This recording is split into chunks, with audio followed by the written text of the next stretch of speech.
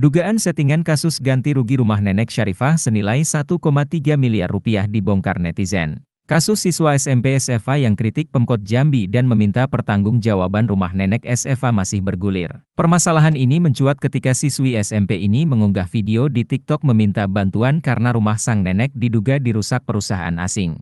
Video yang beredar dan diunggah di akun TikTok Fadiah Alkaf, wanita remaja itu meminta kepada Wali Kota Jambi, Syarif Fasya, untuk membantu rumah neneknya yang rusak.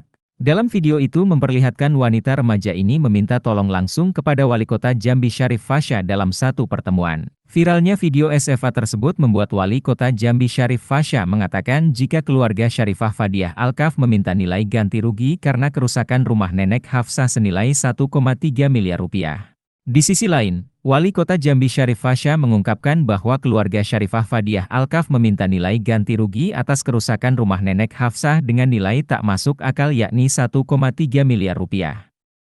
Mungkinkah benarkah hal itu? Dalam kasus ini, akun Twitter Partai Sokmed membongkar fakta bahwa Pemkot Jambi melalui Wali Kota Jambi Syarif Fasya diduga menjebak keluarga Syarifah Fadiah Alkaf sehingga angka 1,3 miliar rupiah untuk ganti rugi muncul. Dana itu digunakan Pemkot Jambi diduga sebagai fitnah jika keluarga Syarifah meminta besaran ganti rugi sebesar itu padahal menurut netizen hal itu tidak benar. Tak hanya itu terungkap juga jika Syarifah sudah cukup lama diincar Pemkot Jambi untuk dipolisikan karena semua tuntutan dan kritikannya. Hingga akhirnya pemilik akun Twitter Partai Sokmed mengulas semua cerita SFA melalui cuitan serta thread kasus ini dengan tajuk, Siswi SMP versus Pemkot Jambi, antara framing dan fakta.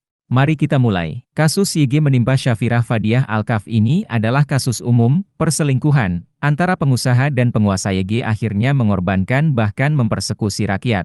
YG harusnya dilindungi oleh pemerintah, tulis Partai Sokmed. Tentang PT RPSL YG penuh masalah tapi selalu dibela mati-duaan oleh Pemkot Jambi itu sudah banyak beritanya bisa dicari di Google. Salah satunya ini, Pemkot Jambi membabi buta bilang PT RPSL bukan berada di ruang terbuka hijau tapi faktanya ada di RTH, tulis Partai Sokmed. Cuitan dari Partai Sokmed semakin kuat dengan peta gambar RT RW Kota Jambi yang memperlihatkan proyek PT RSPL berada di ruang terbuka hijau.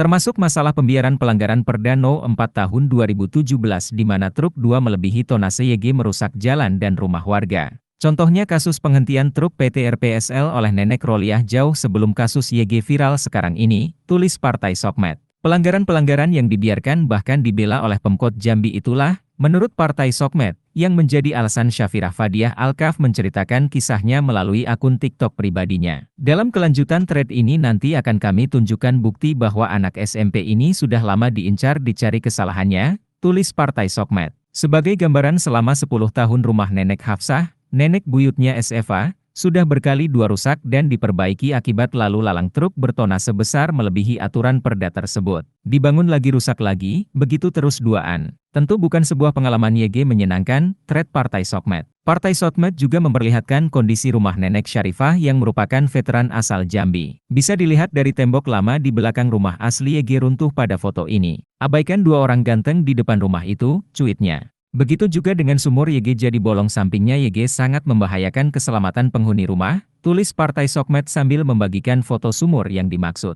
Belum lagi polusi udara YG sering membuat penyakit kulit, termasuk YG dialami oleh SFA sendiri, bukti gambar sebelah kanan, ujar Partai Sokmed. Sebelum SFA melakukan perjuangan heroik lewat video 2 TikToknya sebenarnya pihak keluarga sudah mencoba berbagai cara termasuk menyurati Presiden Jokowi dan mendapat respon YG baik dari Kemensetnek RI. Tulis akun Partai Sokmed. Kemudian akun Partai Sokmed membuat cuitan jika Wali Kota Jambi mengakui adanya pelanggaran Perda yang dilakukan PT RPSL dalam jawabannya ke Presiden. Dan dari jawaban Wali Kota Jambi kepada Presiden jelas terdapat pengakuan adanya pelanggaran atas Perda No. 4 Tahun 2017 dan pengakuan akan adanya kerusakan rumah warga akibat aktivitas PT RPSL, tulis akun Partai Sokmed. Atas hal tersebut di atas, kata akun Partai Sokmed, akhirnya PT RPSL mengutus perwakilan ke rumah nenek Hafsah. Di sana mereka menanyakan kerugian apa saja YG telah dialami baik material maupun imaterial. Keluarga disuruh menulis saja tanpa segan dua. Siapa nyana inilah awal dari fitnah terhadap mereka, tulis Partai Sokmed.